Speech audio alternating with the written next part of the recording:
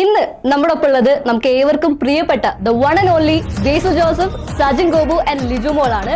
Basu Joseph ചേട്ട, ലിജു ചേട്ട. അപ്പൊ പൊന്മാൻ 30-ാം തീയതി റിലീസ് ആവുകയാണ്. ആ ടൈറ്റിൽ ഇങ്ങനെ വെച്ചതിന്റെ മീനിങ് കൊഞ്ച് വേറൊരു കഥാപാത്രമാണ് സിനിമയിൽ എന്ന് പറയുമ്പോ കൊഞ്ച് ഇങ്ങനെ ഇടയ്ക്ക് വന്നിട്ട് ഡയലോഗ് പറയുന്നു. സജിന്റെ അച്ഛനായിട്ട് അഭിനയിക്കുന്നു. അവസാനം ആ കൊഞ്ചിനെ കൊന്ന് കറി വെക്കുന്നിടത്ത് പണം തീരും. അധ്വാനിക്കുന്നവൻ എന്തിനാടാ സ്ത്രീധനം? അതിന് അങ്ങനെ ഭയങ്കര പ്രീതിയായിട്ട് അതിനെ കുറിച്ച് ചർച്ച ചെയ്യാൻ വേണ്ടി അടുത്തതായി സ്ത്രീധനത്തെ കുറിച്ച് രണ്ടു അങ്ങനെയുള്ള രീതിയിലല്ല. സജിൻ ചേട്ട, ലിജു ചേച്ചി, വെൽക്കം ടു ഷോ.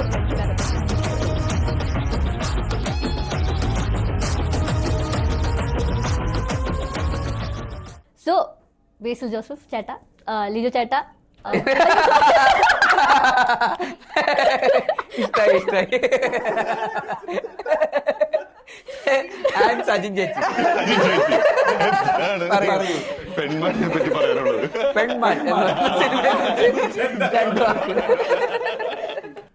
അപ്പോ അല്ല കുഴപ്പമില്ല. ഓക്കെ, അപ്പൊ പൊന്മാൻ 30-ാം തീയതി റിലീസ് ആവുകയാണ്. അപ്പൊ ഈ ടൈറ്റിലിന് തന്നെ ഒരു റെഫറൻസ് പോലെ അവിടെ ഇവിടെയൊക്കെ ഒരു താലി, ഒരു ജിമിക്കി, അതൊക്കെ അവിടെ ഇവിടെ ഒളിപ്പിച്ചു വെച്ചിട്ടുണ്ട്. കണ്ടുപിടിക്കില്ല എന്ന് വിചാരിച്ചല്ലേ? കണ്ടുപിടിക്കാൻ വേണ്ടി തന്നെ അതുകൊണ്ട് വെച്ചത്. നിങ്ങൾക്ക് മനസ്സിലാവാൻ വേണ്ടിട്ടാണ് ഞങ്ങൾ അത് കൊണ്ടുവച്ചത്. ഞങ്ങൾക്ക് അറിയാമായിരുന്നു. കണ്ടില്ലേ കൊഞ്ച് കൊഞ്ച്, സ്വർണ്ണ കൊഞ്ച്, ഗോൾഡൻ കൊഞ്ച്. അതെ, അത് ഇപ്പോഴാണ് ശ്രദ്ധിക്കുന്നത്. താറാവ്. അപ്പൊ അതിന്റെ ഒക്കെ ഒരു ഉദ്ദേശം എന്താണ്? ലൈക്ക് ആ ടൈറ്റിൽ ഇങ്ങനെ വെച്ചതിന്റെ മീനിങ് അല്ല, സിനിമയായിട്ട് ബന്ധപ്പെട്ടിട്ടുള്ള കാര്യങ്ങളൊക്കെ തന്നെയാണ്. അതൊക്കെ ടൈറ്റിലിൽ കൊണ്ടുവരാന്നുള്ള രീതിയിലാണ്. ഇപ്പോൾ പൊന്നാണ് ബേസിക്കലി സിനിമയുടെ മൊത്തത്തിലുള്ള ഒരു ബേസ് എന്ന് പറയുന്നത്. അപ്പോൾ അതുകൊണ്ടാണ് എന്നാൽ സ്ത്രീയുമായി ബന്ധപ്പെട്ടിട്ടുള്ള പൊന്നാണ്, ആഭരണങ്ങളൊക്കെ ആയിട്ട് ബന്ധപ്പെട്ടിട്ടുള്ള പൊന്നാണ്. അപ്പോൾ അതാണ് അവിടെ ജിമിക്കിയും ഈ പറയുന്ന താലിമാല, കല്യാണമായിട്ട് ബന്ധപ്പെട്ട അതാണ് താലിമാലയുടെ കൊടുത്തേക്കുന്നത് അല്ലേ. പിന്നെ കൊഞ്ച് വേറൊരു കഥാപാത്രമാണ് സിനിമയിൽ എന്ന് പറയുമ്പോ കൊഞ്ച് ഇങ്ങനെ ഇടയ്ക്ക് വന്നിട്ട് ഡയലോഗ് പറയുന്നു.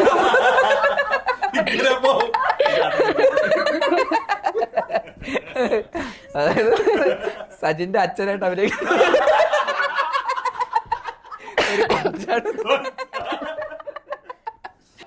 ഞങ്ങൾ തമ്മിൽ എപ്പോഴും പ്രശ്നം അതാണ്. ഈ പടത്തിൽ രാവിലെ തുടങ്ങി കൊഞ്ച്, അവസാനം ആ കൊഞ്ചിനെ കൊന്ന് കറി വെക്കുന്നിടത്ത് പണം തീരും. അല്ല, കൊഞ്ചൊരു ക്യാരക്ടറാണ്. അതായത് കൊഞ്ച് ആ കൃഷിയൊക്കെ ആയിട്ട് ബന്ധപ്പെട്ടുള്ള ഒരു സെറ്റിംഗ് ആണ്. ഈ പറയുന്ന കായല് ഒക്കെ ബന്ധപ്പെട്ട് മത്സ്യകൃഷിയും പ്രത്യേകിച്ച് സജിന്റെ മരിയാനോ എന്ന് പറയുന്ന ക്യാരക്ടർ ഒരു കായൽ പണിക്കാരനാണ്. ആ ഒരു ഡയലോഗ് ഇല്ലേ, അധ്വാനിക്കുന്നവൻ എന്തിനാടാ സ്ത്രീധനം. അപ്പൊ എനിക്ക് തോന്നുന്നു ടീച്ചർ കണ്ടിട്ട് ആ ഒരു ടോപ്പിക്കിനെ റിവോൾവ് ചെയ്തിട്ടാണ് ഈ മൂവിന്ന്. അപ്പൊ അതിനെപ്പറ്റി ചർച്ച ചെയ്യുന്നുണ്ടോ? ഉണ്ട്. അതിന് അങ്ങനെ ഭയങ്കര പ്രീതിയായിട്ട് അതിനെ കുറിച്ച് ചർച്ച ചെയ്യാൻ വേണ്ടി അടുത്തതായി സ്ത്രീധനത്തെ കുറിച്ച് രണ്ടു അങ്ങനെയുള്ള രീതിയിലല്ല. ഈ പറയുന്ന പോലെ സിനിമ കണ്ടു തീരുമ്പോൾ നമുക്കത് കിട്ടും. വളരെ ഓർഗാനിക് ആയിട്ട് നമ്മൾ പോലെ അറിയാതെ നമുക്കത് കിട്ടും. പക്ഷെ സിനിമ അതിന് വേണ്ടിയിട്ട് അങ്ങനെ പറയാൻ വേണ്ടിയിട്ട് പറയുന്നതല്ല. സിനിമ വളരെ കമേഴ്ഷ്യൽ ആയിട്ടുള്ള ഒരു എന്റർടൈനർ എന്ന് പറയുന്ന പോലത്തെ ഒരു പാക്കേജിങ്ങിലാണ് സിനിമ പ്ലേസ് ചെയ്യപ്പെട്ടിരിക്കുന്നത്. പാട്ടും ഈ പറയുന്ന ആക്ഷനും ഈ പറയുന്ന ഡ്രാമയും ഇമോഷണൽ സീൻസും കണ്ണു നിറയും. അവസാനം എത്തുമ്പോൾ നമുക്കൊരു ഭയങ്കരമായിട്ടുള്ള ഒരു എനർജി കിട്ടും. സിനിമ തീർന്ന് തിയേറ്ററിൽ നിന്ന് ഇറങ്ങുമ്പോൾ ഒരു എന്തോ ജയിച്ച പോലത്തെ ഒരു ഫീൽ ചിലപ്പോൾ ഓഡിയൻസിന് കിട്ടുമായിരിക്കാം. അങ്ങനത്തെ ഒരു പോക്കിലാണ്. പക്ഷെ പോകുന്നതിൻ്റെ ഇടയ്ക്ക് ഇവരെയൊക്കെ കണക്ട് ചെയ്യുന്ന ആ സിനിമയെ ഡ്രൈവ് ചെയ്യുന്ന ഒരു കോമൺ ഫാക്ടർ എന്ന് പറയുന്നത് പൊന്നാണ്. അപ്പൊ ആ പൊന്നുമായിട്ട് ബന്ധപ്പെട്ട് പല ക്യാരക്ടേഴ്സിനെ നമ്മൾ എക്സ്പ്ലോർ ചെയ്യുവാണ്. ലിജോ മോളുടെ ക്യാരക്ടർ സ്റ്റെഫി ഗ്രാഫ് എന്ന് പറയുന്ന ക്യാരക്ടറിനെ എക്സ്പ്ലോർ ചെയ്യുന്നു. സജിന്റെ മരിയാനോ എന്ന് പറയുന്ന ക്യാരക്ടറിനെ എക്സ്പ്ലോർ ചെയ്യുന്നു. പിന്നെ ആനന്ദ് മന്മഥന്റെ ബ്രൂണോ എന്ന് പറഞ്ഞൊരു ക്യാരക്ടറുണ്ട്. അങ്ങനെ അപ്പൊ അവരുടെ ജീവിതങ്ങളൊക്കെ നമ്മൾ ഇതിനായിട്ട് ഒത്തു ഇണക്കി അങ്ങ് കൊണ്ടുപോവാണ്. പക്ഷെ പടം തീരുമ്പോൾ നമുക്ക് ഇതാണ് ഈ സിനിമ സംസാരിക്കുന്ന വിഷയം, എന്താണ് ഉദ്ദേശിക്കുന്നതെന്ന് നമുക്ക് കിട്ടും, നമ്മൾ പോലും അറിയാതെ. അപ്പോ ലിജു ചേച്ചിയുടെ ക്യാരക്ടർ പറഞ്ഞല്ലോ, അപ്പൊ സ്റ്റെഫി ഗ്രാഫ് ആണ്. അപ്പോ ആ ക്യാരക്ടർ സ്ത്രീധനത്തിന് അഗേൻസ്റ്റ് ആണോ അതോ സപ്പോർട്ടാണോ? അത് കണ്ടിട്ട് പറയാം. ലൈക്ക് ഒരു നെഗറ്റീവ് ക്യാരക്ടർ ആണോ? ഇതിൽ എല്ലാ ക്യാരക്ടേഴ്സിനും ഈ പറയുന്ന പോലെ നെഗറ്റീവോ അല്ലെങ്കിൽ പോസിറ്റീവോ ആയിട്ടുള്ള ലേയേഴ്സ് ഉണ്ട്, ഷെയ്ഡ് ഉണ്ട്. സിനിമ കണ്ടു കഴിയുമ്പോൾ നമുക്ക് മനസ്സിലാവും, അവസാനം തീരുമ്പോ നമുക്ക്. ഓക്കെ, അപ്പൊ ലൈക്ക് ഇതുപോലെ മറ്റേ ഈഗോ ക്ലാഷ് ഉള്ള മൂവീസ് ഇല്ലേ, ഇപ്പൊ ലാസ്റ്റ് ഇപ്പൊ എന്താ ഡ്രൈവിംഗ് ലൈസൻസ്, അയ്യപ്പനും കോശിയും, ഈ ഒരു ജോൺറേ ബേസ്ഡ് ആണോ കഥ പോകുന്നത്. ബിക്കോസ് ലൈക്ക് പറഞ്ഞല്ലോ 2 ക്യാരക്ടറിനും ലൈക്ക് എല്ലാ ക്യാരക്ടേഴ്സും നെഗറ്റീവും പോസിറ്റീവും ഷെയ്ഡ് ഉണ്ടെന്ന്. അപ്പോൾ അവസ്ഥകൾ കൊണ്ട് പെരുമാറുന്ന ക്യാരക്ടേഴ്സാണ് ഈ പടത്തിലുള്ളത്. സിറ്റുവേഷനും കൊണ്ട് അല്ലെ അങ്ങനെ പോകുന്ന. അതെ അതെ. മറ്റേതിന്റെ അത്രയും ഒരു larger than life ego clash അല്ല. ഐ മീൻ അതിലെ കുറച്ചുകൂടെ ബിഗ് സ്കെയിൽ ക്ലാഷുകളാണല്ലോ. ഇത് കുറച്ചുകൂടെ ഗ്രൗണ്ടഡ് ആയിട്ട് നിൽക്കുന്ന വേറൊരു സ്പേസിൽ നിൽക്കുന്ന ഒരു സെറ്റിംഗ് ആണ് മൊത്തത്തിൽ. ഈഗോ ക്ലാഷ് അതല്ല മെയിൻ നമ്മൾ പറയുന്നത്. ഈഗോ ക്ലാഷ് അല്ല. ആ സിനിമകളിലൊക്കെയും ഈഗോ ക്ലാഷ് ആണല്ലോ സ്റ്റോറി അതിനെ ഡ്രൈവ് ചെയ്യുന്നത്. ഇത് ഈഗോ ക്ലാഷ് അല്ല, അതും അതിന്റെ ഒരു പാർട്ടായിട്ട് വരുന്നു എന്ന് മാത്രമേ ഉള്ളൂ. കാരണം ടീച്ചർ കണ്ടപ്പോൾ എനിക്ക് തോന്നി സജിൻ ചേട്ടന്റെ ക്യാരക്ടറും ബേസ് ചേട്ടന്റെ ക്യാരക്ടറും തമ്മിലൊരു അങ്ങനത്തെ ഒരു അല്ല ഈഗോന്റെ പുറത്തുള്ള പ്രശ്നമല്ല. ആക്ച്വലി രണ്ടുപേർക്കും അങ്ങനത്തെ ഈഗോ ഇഷ്യൂസ് ഒന്നുമില്ല.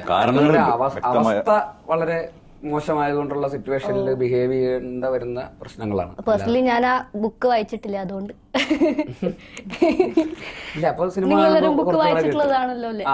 ബുക്ക് വായിക്കാത്തവർക്ക് സിനിമ കാണുമ്പോൾ വേറെ അതും കുറച്ചുകൂടെ മനസ്സിലാവും. ബുക്ക് വായിച്ചവർക്ക് സിനിമ കാണുമ്പോൾ വേറൊരു പോയിന്റ് ഓഫ് വ്യൂ കിട്ടും. രണ്ട് രീതിയിൽ നല്ല ആസ്വാദനം കിട്ടുമെന്ന് തോന്നുന്നു സിനിമ എന്നുള്ള രീതിയിൽ. ഇപ്പൊ ഡയറക്ടർ ജ്യോതിഷ് ശങ്കർ സാർ ആണ്. ഇപ്പൊ പുള്ളി ഇപ്പൊ എന്നതാ കേസോട് കുമ്പളങ്ങി ഇതൊക്കെ ആർട്ട് ഡയറക്ഷൻ ചെയ്തിട്ടുള്ള മൂവീസ് ആണ്. ഇപ്പൊ ആദ്യമായിട്ടാണ് ഡയറക്ട് ചെയ്തത്. അപ്പൊ പുള്ളിയുടെ കൂടെയുള്ള ഒരു എക്സ്പീരിയൻസ് എങ്ങനെയാണ്? പുള്ളിയുടെ സ്റ്റൈൽ ഓഫ് ഡയറക്ഷൻ എങ്ങനെയാണ്? അദ്ദേഹം ഈ പറയുന്ന അദ്ദേഹം ആർട്ട് ഡയറക്ടർ എന്നുള്ള രീതിയിലുള്ള ഒരു എക്സ്പീരിയൻസ് ഭയങ്കരമായിട്ട് ഈ സിനിമയിൽ ഗുണം ചെയ്തിട്ടുണ്ട്. സിനിമയ്ക്ക് ഈ പറയുന്ന എന്താ പറയുക, കൊല്ലം ആ സെറ്റിങ്ങും അതിന്റെ ഒറിജിനാലിറ്റിയും അവിടുത്തെ ക്യാരക്ടേഴ്സിന്റെ ചെറിയ ചെറിയ ഡീറ്റെയിലിങ്ങുകളും അങ്ങനെയുള്ള കാര്യങ്ങളിലൊക്കെ അദ്ദേഹത്തിന് ഭയങ്കരമായിട്ട് ഇൻഫ്ലുവൻസ് ഉണ്ട്. മൊത്തത്തിൽ സിനിമയ്ക്ക് ഒരു ലൈഫ് കൊണ്ടുവരിക എന്ന് പറയുന്ന പോലത്തെ ഒരു പോയിന്റ് ഓഫ് വ്യൂവിൽ അദ്ദേഹം ഭയങ്കരമായിട്ട് എഫേർട്ട് എടുത്തിട്ടുണ്ട്. അദ്ദേഹത്തിൻ്റെ ജീവിതത്തിൽ നടന്ന ഒരു കഥയാണ് ആക്ച്വലി. ഈ അതിനെ ബേസ് ചെയ്തിട്ടാണ് ഇന്ദുഗോപൻ ചേട്ടൻ 4-5 ചെറുപ്പക്കാരൻ എന്ന് പറഞ്ഞ ബുക്ക് എഴുതുന്നത്. അപ്പോൾ അതിൽ ആ 4-5 ചെറുപ്പക്കാരിൽ ഒരു ചെറുപ്പക്കാരൻ ജ്യോതിഷ് ചേട്ടൻ ആയിരുന്നു. അപ്പോൾ അതിനെ ബേസ് ചെയ്തിട്ടാണ് ആ കഥയുടെ തുടക്കം. പിന്നെ അങ്ങോട്ട് ഇന്ദുഗോപൻ ചേട്ടൻ ഒരു പോയിന്റ് വരെ, മുഴുവനല്ല, അതിന്റെ ഒരു കഥയുടെ ഒരു കോൺഫ്ലിക്റ്റ് തുടങ്ങുന്ന ഒരു പോയിന്റ് വരെ റിയൽ ലൈഫാണ്. അത് കഴിഞ്ഞിട്ട് ഇന്ദുഗോപൻ ചേട്ടൻ്റെതായിട്ടുള്ള ഭാവനയിൽ അതിനെ വളർത്തിയെടുക്കുകയും സിനിമയിലേക്ക് സ്ക്രിപ്റ്റ് ചെയ്തപ്പോൾ വേറൊരു ഭാവനയിലേക്ക് അതിനെ വേറൊരു രീതിയിലേക്ക് അങ്ങനെ മൊത്തത്തിലൊരു ട്രാവലുണ്ട്. തുടക്കം മുതൽ ഒരു ചെറിയ ഇൻസിഡൻറ്റ് തുടങ്ങുന്നു, അത് പിന്നെ ഒരു ബുക്കാവുന്നു, ആ ബുക്കിലൊരു ഫിക്ഷനുണ്ട്, ആ ബുക്കിനെ മാറ്റിയിട്ട് കുറച്ചുകൂടെ വേറൊരു ഫിക്ഷണൽ വേൾഡിലായിട്ട് സിനിമ വേറൊരു രീതിയിലേക്ക് പ്ലേസ് ചെയ്യപ്പെടുന്നു. അതെ, അങ്ങനെ നല്ല ജേണി ഉണ്ട് ആക്ച്വലി ഈ സിനിമയ്ക്ക്. അപ്പോൾ സജിൻ ചേട്ടന്റെ ക്യാരക്ടർ ഇപ്പോൾ മരിയാനോ എങ്ങനെയാണ് ഈ സിനിമയിലോട്ട് ഇന്നായത്? ഏത് സ്റ്റേജിലാണ് ഈ സിനിമയിലോട്ട് കയറിയത്? എൻ്റെ ക്യാരക്ടറിനെ പറ്റി ഞാൻ ആവേശം കഴിഞ്ഞ ശേഷം ഷൂട്ട് കഴിഞ്ഞതിന് ശേഷമാണ് ജ്യോതിഷൻ മീറ്റ് ചെയ്യുന്നത്, കഥ പറയുന്നു. കഥ പറഞ്ഞ ശേഷം ഭയങ്കര ഇഷ്ടപ്പെട്ടു. അപ്പോൾ അതിനുശേഷമാണ് എൻ്റെ അടുത്ത് നോവൽ വായിക്കാൻ പറഞ്ഞത്. ഞാൻ അപ്പോഴാണ് വായിക്കുന്നത്. നോവൽ വായിച്ചതോടുകൂടി ഞാൻ ഭയങ്കര കണക്റ്റായി. ഞാൻ മുമ്പ് ചെയ്ത ക്യാരക്ടറെ വെച്ച് ഭയങ്കര ഡിഫറെൻ്റ് ആയിട്ട് എനിക്ക് തോന്നി. അത് നല്ല രീതിയിൽ ലിഫ്റ്റ് ചെയ്യാൻ പറ്റും എന്നൊരു കോൺഫിഡൻസ് എനിക്കുണ്ടായിരുന്നു. അങ്ങനെയാണ് പിന്നെ നടക്കുന്ന പശ്ചാത്തലം ഈ പറഞ്ഞ പോലെ കൊല്ലത്താണ് എന്റെ ക്യാരക്ടർ. അവിടെ നടക്കുന്ന കുറച്ച് നമ്മൾ ഇതുവരെ കേൾക്കാത്ത കുറെ ഗെയിമുകൾ, ആ ഗെയിം കളികൾ, അതായത് ഇപ്പൊ പറഞ്ഞ പോലെ പള്ളിപ്പെരുന്നാൾ റിലേറ്റഡ് ആയിട്ടുള്ള കുറെ ഗെയിമുകൾ, അങ്ങനെ ഫ്രഷ് കുറച്ച് നമ്മൾ ഇതുവരെ കാണാത്ത ടൈപ്പ് കുറച്ച് ഗെയിമുകളുണ്ട്. നാടൻ പള്ളി സംബന്ധമായിട്ട് പെരുന്നാളിനൊക്കെ സംഘടിപ്പിക്കുന്ന കുറെ ഗെയിമുകളൊക്കെ ഉണ്ട്. കാളപൂട്ട് മത്സരം അതുപോലെയൊക്കെ ഈ സിനിമയിൽ ഇതിൽ താറാവ് എടുത്ത മത്സരമാണ്. അതാണല്ലേ താറാവ്.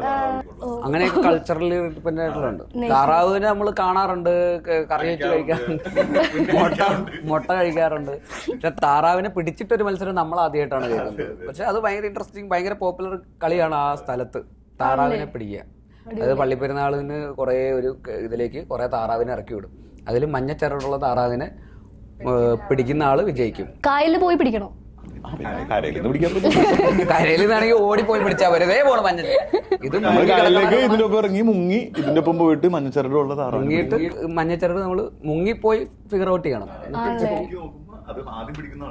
ജയിക്കും. അപ്പൊ എന്തെങ്കിലും പ്രൈസ് ഒക്കെ പ്രൈസ് 1,001 രൂപയും 1 കിലോ പഴവും. അങ്ങനെയാണ് സാധാരണ, അങ്ങനെയാണ് ഞങ്ങളുടെ നാട്ടില് ഇല്ല.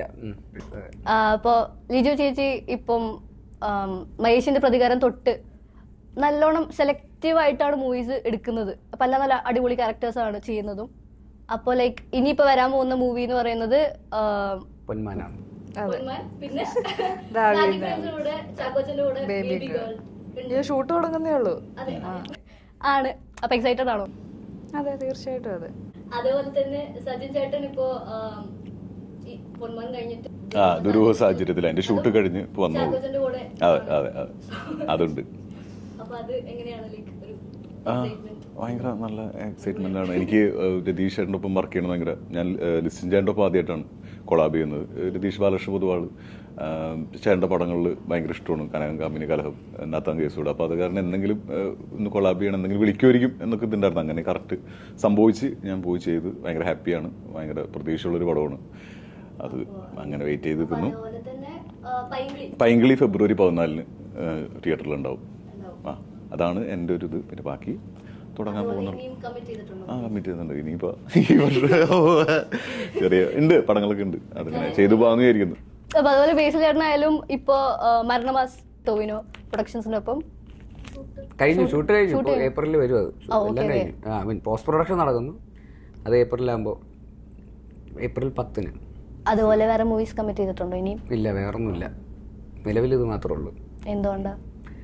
അത് പറയണ സംവിധാനം ചെയ്യാനുള്ള കാര്യങ്ങളെ കുറിച്ചൊക്കെ ഒന്ന് തീരുമാനം എടുക്കാനും അതിന്റെ കാര്യങ്ങൾ ഫോക്കസ് ചെയ്യാൻ വേണ്ടിയിട്ട് കുറച്ചു കാലം ബ്രേക്ക് എടുക്കാന്ന് വിചാരിച്ചു. ഓ, കഷ്ടായിപ്പോയി. ഐ മീൻ അല്ല, അങ്ങനെയല്ല, ഇഷ്ടം പറയട്ടെ, ടോവിനോട് അഭിനയം ഇനിയും കാണണം എന്ന് ആഗ്രഹമുണ്ട്. അതേപോലെ തന്നെ സംവിധാനവും കാണണം എന്ന് ആഗ്രഹമുണ്ട്. അപ്പൊ ഏതെങ്കിലും ഒന്ന് നിർത്തിയിട്ടേ അടുത്തത് ചെയ്യാൻ പറ്റുള്ളൂ. ചെയ്തിട്ടിപ്പോ അത്രേ ഉള്ളൂ. നിർത്തുന്നില്ല, ഞാൻ ഇപ്പൊ അത് ടോവിനോ ചേട്ടൻ പറഞ്ഞിരുന്നു ഒരു ഐഡന്റിറ്റിയുടെ ഒരു ഇന്റർവ്യൂല്, അതോ ഇവന്റില് പറഞ്ഞിരുന്നു ലൈക്ക് ബേസിൽ ജോസഫ് എന്ന സംവിധായകനെ കാണാനാണ് കൂടുതൽ ഇഷ്ടം എന്നുള്ളതൊക്കെ. അപ്പൊ ശക്തിമാനും മിന്നൽ മുരളി 2 ഒക്കെ എന്താ അതിന്റെ അപ്ഡേറ്റ്സ് എന്തെങ്കിലും പറയാൻ പറ്റുമോ? ഇല്ല, ഒന്നും പറയാറായിട്ടില്ല. അതൊക്കെ പറയാൻ വേണ്ടിയിട്ടാണ് ഞാൻ ബ്രേക്ക് എടുക്കുന്നത്. എന്തെങ്കിലും തീരുമാനമാക്കാൻ വേണ്ടിട്ട്. പറയാനുള്ള ക്വസ്റ്റ്യനിലായിരുന്നെങ്കിൽ ഞാൻ ബ്രേക്ക് എടുക്കൂല. അതെ. അപ്പൊ ബേസിൽ ചേട്ടന്റെ സിനിമകളിലെല്ലാം ഇപ്പൊ അഭിനയിച്ചതായാലും ഡയറക്ട് ചെയ്തതായാലും എല്ലാ മൂവീസിലും ഫീമെയിൽ പ്രോമിനൻസ് ഉണ്ട്. ആ ക്യാരക്ടറിന് നല്ല ഇമ്പോർട്ടൻസ് ഉണ്ട്. ഇപ്പൊ ഗോദയായാലും ജയ ആയാലും പൊന്മാനിലായാലും എനിക്ക് തോന്നുന്നു. അപ്പോൾ അങ്ങനെ മൂവീസ് ചെയ്യുന്നത് നമ്മുടെ എല്ലാവരുടെ ഇടയിൽ സൊസൈറ്റിയിലോ ലൈക്ക് ഒരു ചേഞ്ച് വരണം എന്ന് ആഗ്രഹമുള്ളതുകൊണ്ടാണോ? അല്ല, ആ സിനിമകൾ എൻ്റെ അടുത്ത് വന്നു എന്നുള്ളതാണ് എനിക്ക്. അല്ലാതെ ഞാൻ അതിനെ തേടിപ്പോയി ചെയ്ത സിനിമകളൊന്നും അല്ല. അങ്ങനെ സൊസൈറ്റിക്ക് ചേഞ്ച് വരാൻ 4-5 സിനിമ ചെയ്തേക്കാം എന്ന് പറഞ്ഞിട്ട് അങ്ങനെ പോയി ചെയ്ത ഒരു ചേഞ്ച് ആവശ്യമാണ് ഒരു സിനിമ ചെയ്തേക്കാം. അപ്പോൾ ആ സിനിമകളൊക്കെ കേട്ടപ്പോൾ അതൊക്കെ റെലവൻ്റ് ആണെന്ന് തോന്നി, ആ സിനിമ ചെയ്യണം തോന്നി. അപ്പോൾ ആ സിനിമയുടെ സംവിധായകരുടെയും റൈറ്റേഴ്സിൻ്റെയും ഒക്കെ ഒരു പോയിന്റ് ഓഫ് വ്യൂ കൂടെ ഉണ്ട് ആ സിനിമകൾക്കൊക്കെ. ഇപ്പോൾ ജയഹയിലാണെങ്കിലും സൂക്ഷ്മദർശിനിയിലാണെങ്കിലും ഇപ്പോൾ പൊന്മാനിലാണെങ്കിലും ഒക്കെ അതുണ്ട്. അപ്പോൾ അതിന്റെ കൂടെ നിൽക്കാൻ തോന്നുന്നു എന്നുള്ളത് മാത്രമേ ഉള്ളൂ. അല്ലാതെ അതിന് വേണ്ടിയിട്ട് മാത്രം സിനിമ ചെയ്യുന്നു എന്നുള്ളതൊന്നുമില്ല. ഇപ്പൊ നമ്മൾ പറയാറില്ലേ സിനിമേനെ സിനിമയായിട്ട് കാണണം, ലൈക്ക് സിനിമ ജസ്റ്റ് ഫാന്റസിക്കലാണ്, റിയൽ ലൈഫിലേക്ക് അപ്ലിക്കബിൾ അല്ല. അപ്പൊ ആ ഒരു തോട്ടും പിന്നെ ലൈക്ക് ഇങ്ങനത്തെ മൂവീസ് ചെയ്യുമ്പോൾ അങ്ങനെ ഒരു ആഗ്രഹം ഉണ്ട്. അല്ല, ഇതൊക്കെ സിനിമ ഇൻഫ്ലുവൻസ് ചെയ്യുമല്ലോ, പല രീതിയിലും ഇൻഫ്ലുവൻസ് ചെയ്യുമല്ലോ ആൾക്കാർ. അപ്പോൾ ആ രീതിയിൽ ഇപ്പോൾ ജയ കണ്ടിട്ട് കരാട്ടെ പഠിക്കാൻ പോയ പിള്ളേരുണ്ട്, അങ്ങനെ പറഞ്ഞ് മെസ്സേജ് അയച്ച് ഒരുപാട് പേരുണ്ട്. അങ്ങനെ ആ ഒരു എംപവർമെന്റ് ഫീൽ ചെയ്ത ഒരുപാട് ആൾക്കാരുണ്ട്. അപ്പോൾ ആ രീതിയിൽ ഇൻഫ്ലുവൻസ് സിനിമ എന്തായാലും ചെയ്യും, പല രീതിയിലും, എല്ലാ രീതിയിലും, നെഗറ്റീവായിട്ടും പോസിറ്റീവായിട്ടും. അപ്പോൾ അങ്ങനെ, പക്ഷെ എല്ലാ സിനിമയ്ക്കും അങ്ങനെ എന്തെങ്കിലും എംപവർമെന്റ് വേണമെന്നോ സോഷ്യലി റെലവൻ്റ് ആയിട്ടുള്ള ഒരു മെസ്സേജ് പാസ് ചെയ്യണ സിനിമയെ ചെയ്യാൻ പാടുള്ളൂ എന്നോ നമുക്ക് നിർബന്ധം പിടിക്കാൻ പറ്റില്ല. നമ്മൾ ചെയ്യുന്നത് കറക്റ്റാണോ, നമ്മുടെ ഒരു പോയിന്റ് ഓഫ് വ്യൂവിൽ കറക്റ്റാണോ എന്ന് തോന്നുക ആ സിനിമ ചെയ്യുക എന്നുള്ളത് മാത്രമേ ഉള്ളൂ. ആ സിനിമയ്ക്ക് അങ്ങനെ ഒരു ടേക്ക് അവേയും കൂടെ ഉണ്ടെങ്കിൽ കൂടുതൽ സന്തോഷം. ഇപ്പോൾ മരണമാസ് എന്ന് പറയുന്ന ഒരു സിനിമ അങ്ങനത്തെ സിനിമയല്ല, അതൊരു സിനിമയാണ്. പക്ഷെ പൊന്മാൻ എന്ന് പറയുന്നത് ഭയങ്കര റെലവൻ്റ് ആയിട്ടുള്ള ഒരു ടോപ്പിക്ക് സംസാരിക്കുന്ന, സ്ത്രീധനവുമായിട്ടൊക്കെ ബന്ധപ്പെട്ടിട്ടുള്ള ഒരു ടോപ്പിക്ക് സംസാരിക്കുന്ന ഒരു സിനിമയാണ്. അപ്പോൾ ആ സിനിമയ്ക്ക് ഒരു റെലവൻസ് ഉണ്ട്. അങ്ങനെ ഓരോ സിനിമയ്ക്കനുസരിച്ചും സിനിമ എന്നുള്ള രീതിയിൽ സിനിമ എക്സൈറ്റ് ചെയ്യിപ്പിക്കുക എന്നുള്ളത് തന്നെയാണ്, വേറെ ഒന്നുമില്ല. അല്ല, അപ്പോൾ ഈ ലൈക്ക് ബേസിൽ ചേട്ടൻ്റെ എല്ലാ സിനിമകളിലും സീരിയസ് ആയിട്ടുള്ള ക്യാരക്ടേഴ്സ് ഉണ്ടെങ്കിലും അതിൽ ചില സീൻസ് കാണുമ്പോൾ നമുക്ക് ചിരി വരും. അതായത് ഇപ്പോൾ ജയയില് രാജേഷ് എന്ന് പറഞ്ഞ ക്യാരക്ടർ എനിക്ക് തിയേറ്ററിൽ കണ്ടപ്പോൾ ലൈക്ക് ചില ഭാഗത്ത് ഭയങ്കര ഇറിറ്റേഷൻ, ഭയങ്കര കലി തോന്നി. പക്ഷെ അതേ സിനിമയിൽ തന്നെ വേറെ സീൻസ് കാണുമ്പോൾ ചിരിച്ച് ഇതാണ്. അപ്പോൾ ഒരു സീരിയസ് ക്യാരക്ടറിൽ കോമഡി കൊണ്ടുവരാന്ന് പറയുന്നത് ഒരു സംഭവമാണ്. അങ്ങനത്തെ ഒരു ക്യാരക്ടർ ഈ സിനിമയിലുണ്ടോ? ഈ സിനിമയിൽ അങ്ങനെ അത്രയും ലൗഡായിട്ടില്ല. ഈ പറയുന്ന ജയഹേ ചെയ്യുമ്പോൾ നമുക്ക് അറിയാം ഇതിൽ ചിരിപ്പിക്കാനും കൂടെയാണ് നമ്മുടെ ഉദ്ദേശം എന്നുള്ളത് നമ്മൾ ചെയ്യുമ്പോൾ നമുക്കറിയാമല്ലോ. അപ്പോൾ അതേ ഇത് തന്നെ ഭയങ്കര അബ്യൂസറായിട്ട് ഭയങ്കര ആൾക്കാർക്ക് ഇറിറ്റേറ്റ് ചെയ്യിപ്പിക്കുന്ന രീതിയിൽ തന്നെയും അത് പ്ലേ ചെയ്യാവുന്നതാണ്. ഇപ്പൊ അബ്യൂസർ എന്നുള്ള രീതിയിൽ തന്നെ. പക്ഷെ അതിൽ കോമഡി വേണം എന്നുള്ള രീതിയിലാണല്ലോ നമ്മൾ അതിനെ ട്രീറ്റ് ചെയ്യുന്നത് ആ സിനിമയുടെ. അപ്പോൾ സീൻ ചെയ്യുമ്പോഴൊക്കെ നമ്മളിപ്പോൾ ദർശനമായിട്ട് ചൂടാവുന്ന സീനൊക്കെ ചെയ്യുമ്പോൾ നമുക്ക് ചിലപ്പോൾ ഇടയ്ക്ക് ഉള്ളിൽ അടിയടി എന്നൊക്കെ പറയുന്ന സീനൊക്കെ വരുമ്പോൾ നമ്മൾ എത്രയോ ടേക്ക് പോയി ചിരി വന്നിട്ട് നീ അടി എന്നൊക്കെ പറയുമ്പോൾ ആ സീനിന്റെ ഇന്റൻഷൻ കോമഡിയാണ്. അത് നമ്മുടെ ഉള്ളിൽ അറിയാവുന്നതുകൊണ്ട് നമുക്ക് ചിരി വരും. എനിക്ക് ചെയ്തുകൊണ്ടിരിക്കുമ്പോൾ ചിരി വന്നായിരുന്നു. ഞങ്ങൾ രണ്ടുപേരും ചിരിച്ച് അങ്ങനെ ഷൂട്ട് ചെയ്തതിന്. പക്ഷെ ഇപ്പൊ പൊന്മാനിൽ വരുമ്പോൾ അങ്ങനത്തെ സീനുകളൊന്നുമില്ല. അങ്ങനെ നമ്മൾ ഇത് ഇന്റൻഷൻ ചിരിപ്പിക്കുകയാണ് എന്നുള്ള ഫോഴ്സ്ഫുള്ളി നമ്മൾ അങ്ങനെ ഒരു ഇന്റൻഷനോടെ ഒന്നും ചെയ്തിട്ടുള്ള സിറ്റുവേഷൻസ് ചിലപ്പോൾ ആൾക്കാരെ ചിരിപ്പിച്ചേക്കാം. ഈ പറയുന്ന അജേഷ് എന്ന് പറയുന്ന ആളുടെ ഒരു ക്യാരക്ടറിന്റെ ചില ട്രൈറ്റ്സോ അല്ലെങ്കിൽ അയാൾ ചെന്നുപെടുന്ന അവസ്ഥകളോ ഒക്കെ ചിലപ്പോൾ ആൾക്കാർക്ക് ചിരി ഉണ്ടാക്കിയേക്കാം. പക്ഷെ അങ്ങനത്തെ ഒരു കോമഡി സിനിമയല്ല ഇത്. വളരെ ഫാമിലി ഡ്രാമ എന്ന് പറയുന്ന പോലത്തെ ഒരു സ്പേസിൽ വളരെ കമേഴ്ഷ്യൽ ആയിട്ടുള്ള ഒരു എന്റർടൈനർ എന്ന് പറയുന്ന പോലത്തെ ഒരു സിനിമയാണ്. കണ്ണു നിറയാം, ഭയങ്കര നമുക്ക് ആ ഒരു പവർ ഫീൽ ചെയ്യാം, അയാളുടെ ഒരു വിജയം നമുക്ക് ആഘോഷിക്കപ്പെടാം. മരിയാനോ എന്ന് പറയുന്ന ക്യാരക്ടറിനെ കണ്ട് നമുക്ക് പേടി തോന്നാം, അല്ലെങ്കിൽ ചിലപ്പോൾ അയാളുമായിട്ട് ചില പോയിന്റിൽ റിലേറ്റ് ചെയ്യപ്പെടാം. സ്റ്റെഫി എന്ന് പറയുന്ന ക്യാരക്ടറുമായിട്ട് നമുക്ക് ചിലപ്പോൾ എമ്പത്തൈസ് ചെയ്യാൻ പറ്റുമായിരിക്കാം. പുള്ളിക്കാരുടെ സിറ്റുവേഷൻ നമുക്ക് വീട്ടിലാരേക്കോ കണ്ട പോലെയൊക്കെ നമുക്ക് ഫീൽ ചെയ്യാം. അപ്പോൾ എല്ലാവരെയും നമുക്ക് നമ്മുടെ കൂടെ തന്നെ ഉള്ള ആൾക്കാരൊക്കെ ആയിട്ടോ ഏതെങ്കിലുമൊക്കെ രീതിയിൽ എല്ലാവരുമായിട്ടും ക്യാരക്ടേഴ്സായിട്ട് കണക്ട് ചെയ്യാൻ പറ്റും ഈ സിനിമ എന്നുള്ളതാണ് ഈ സിനിമയുടെ ഒരു USP. ലിജു ചേച്ചിക്ക് സജിൻ ചേട്ടൻ്റെ കൂടെയും ബേസ് ചേട്ടനും കൂടെയും അഭിനയിച്ചപ്പോൾ ആ കോമ്പിനേഷൻ എക്സ്പീരിയൻസ് എങ്ങനെയായിരുന്നു? എനിക്ക് രണ്ടുപേരുടെയും കൂടെ സീരിയസ് സീൻസ് മാത്രമേ ഉണ്ടായിട്ടുള്ളൂ. അതുകൊണ്ട് നമ്മളിപ്പോൾ ഇവിടെ കാണുന്ന ഫണ്ണൊന്നും സെറ്റിൽ ഉണ്ടായിട്ടില്ല. അല്ല, ആ ക്യാരക്ടേഴ്സ് അങ്ങനെയാണ്. ഞങ്ങളുടെ 3 പേരുടെയും ക്യാരക്ടേഴ്സ് ഞങ്ങളുടെ കോമ്പിനേഷനും വരുന്നത് അങ്ങനെയാണ്. വളരെ സീരിയസ് സിറ്റുവേഷൻസ് ആണ്. ഇതിൽ ഞങ്ങള് ഹസ്ബൻഡ് ആൻഡ് വൈഫ് ആയിട്ടാണെങ്കിൽ പോലും വളരെ സീരിയസ് ആയിട്ടുള്ള ചിരിക്കണ സീൻ പോലും ഇല്ല. എന്റെ ആദ്യത്തെ നായികയാണ് ഈ പടം. ഇത്ര നാള് ചെയ്ത സിനിമയിൽ ആദ്യത്തെ നായികയാണ്. ഒന്നും ചിരിച്ചൂടെ? ഞാനും ചിരിക്കുന്നില്ല. പക്ഷെ വളരെ കംഫർട്ടബിൾ ആയിരുന്നു. ഇവരുടെ രണ്ടുപേരുടെയും കൂടെ വർക്ക് ചെയ്യാൻ വളരെ കംഫർട്ടബിൾ ആയിരുന്നു. വെള്ളം പേടി ഇൻ ദ സെൻസ് എനിക്ക് നീന്താൻ അറിയില്ല. നീന്താൻ അറിയാത്ത ആൾക്ക് സ്വാഭാവികമായിട്ടും അതെ പേടിയാണ്. അല്ലാതെ കുഴപ്പമില്ല. വെള്ളവും പേടിയാണ്. അങ്ങനെ ഇപ്പം എന്നുവെച്ചാൽ ഞാൻ ഹൈ റേഞ്ച് ഇടുക്കിയിൽ നിന്നാണ് വരുന്നത്. ഇപ്പം എൻ്റെ നാട്ടിൽ അങ്ങനെ ഒരുപാട് വാട്ടർ ബോഡീസ് നമ്മൾ വള്ളത്തിലൊക്കെ പോകേണ്ട അവസ്ഥയൊന്നും നമുക്കില്ല. അപ്പോൾ അതുകൊണ്ട് എനിക്ക് അതുകൊണ്ട് തന്നെ ഞാൻ നീന്തലും പഠിച്ചിട്ടില്ല. പഠിക്കേണ്ട ആവശ്യം അവിടെ ഒന്നും ആയിരുന്ന കാലത്ത് വന്നിട്ടില്ല. പക്ഷെ ഇവിടേക്ക് വരുമ്പോൾ ഇത് മുഴുവനും നമ്മൾ കായൽ, കടൽ, ഈ 2 വാട്ടർ ബോഡീസിനടുത്താണ് നമ്മളുടെ ഷൂട്ടൊക്കെ വരുന്നത്. അപ്പം കൂടുതലും കായലാണ് ഷൂട്ട് വരുന്നത്, കായലിൻ്റെ തീരത്ത്. അപ്പോൾ അവിടെ എല്ലാവരും മെയിനായിട്ട് അങ്ങോട്ടേക്കോ ഇങ്ങോട്ടേക്കോ ഒക്കെ ട്രാവൽ ചെയ്യാനായിട്ട് ഉപയോഗിക്കുന്നത് നമ്മുടെ നാട്ടിലൊക്കെ ബൈക്കോ സ്കൂട്ടറോ എന്നൊക്കെ പറയുന്ന പോലെ ഇവിടെ വള്ളമാണ്, വഞ്ചിയാണ്. അപ്പോൾ അതിലിരുന്ന് പോകേണ്ട സിറ്റുവേഷൻസ് ഒക്കെ ഉണ്ട്. ഇതിൽ കുറേ സീൻസിൽ അങ്ങനെയാണ്. നമ്മൾ ഇപ്പം ഇവൻ്റെ കൂടെ, ഇപ്പം സജിൻ്റെ കൂടെ ആയാലും അല്ല ബേസിലിൻ്റെ കൂടെ ആയാലും അല്ല സജിൻ്റെ അച്ഛനായിട്ട് ചെയ്ത ആ പുള്ളിയുടെ കൂടെ ആയാലൊക്കെ എനിക്ക് ആനന്ദ് ആ ചേട്ടൻ്റെ കൂടെ ഒക്കെ ആണെങ്കിലും എനിക്കിങ്ങനെ വഞ്ചിയിൽ ട്രാവൽ ചെയ്യേണ്ട കുറേ സീക്വൻസസ് ഉണ്ട്. അതിലൊക്കെ കുറച്ച് പേടിയുണ്ടായിരുന്നു.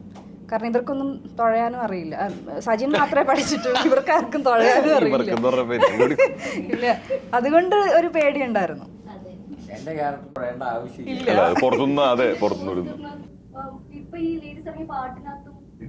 തുഴയുന്നുണ്ട്, പക്ഷെ പുള്ളിക്ക് പ്രോപ്പറായിട്ട് ജോലി തുഴയുന്ന ഒരാളല്ല.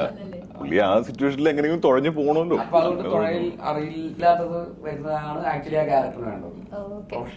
എനിക്ക് പിന്നെ നീന്തലുണ്ടായിരുന്നു താറാവിടുത്തത്തില്.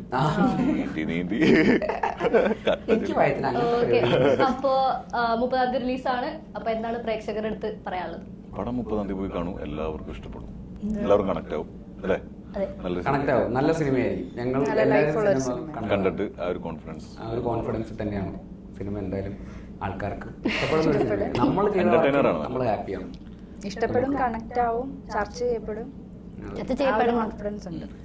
നമുക്ക് സിനിമ ചെയ്തതിൽ അഭിമാനം മാത്രമേ ഉള്ളൂ, നോ റിഗ്രറ്റ്സ്. അപ്പോൾ അതിൽ ഞങ്ങൾ 3 പേരും കണ്ടു. അതുകൊണ്ടാണ് അത്ര കോൺഫിഡൻസ് പറഞ്ഞത്. 30-ാം തീയതി പോയി കാണും എല്ലാവർക്കും, എല്ലാ ഓഡിയൻസിനും ഇഷ്ടപ്പെടും. അപ്പോൾ ഞങ്ങളെല്ലാവരും കട്ട വെയിറ്റിംഗ് ആണ്. ആൻഡ് തുടർന്നെല്ലാം പൊന്നാവുന്ന ഒരു സ്റ്റേജിൽ നിൽക്കുമ്പോൾ ഈ പടവും ഹിറ്റ് ആവട്ടെ എന്ന് ആശംസിക്കുന്നു, പ്രാർത്ഥിക്കുന്നു. Thank you. അതെ, കണ്ടിട്ട് എന്തായാലും പറയും. All the best. Thank you.